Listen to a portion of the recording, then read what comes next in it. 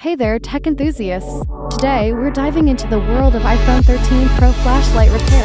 Now, let's say you're a proud owner of an iPhone 13 Pro, and you've noticed that your flashlight is not functioning properly. Don't worry, because we're here to help. First things first, let's identify the issue. Is your flashlight not lighting up at all, or is it only lighting up partially?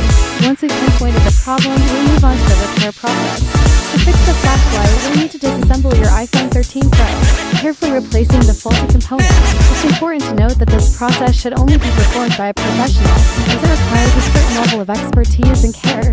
Here is a quick video showing all the basic disassembly for repairing flashlights. So if you're experiencing issues with your iPhone 13 Pro's flashlight, don't hesitate to seek professional help. Thanks for tuning in, and if you found this information helpful, don't forget to like, share, and subscribe for more tech tips and tricks. Until next time, stay tech savvy.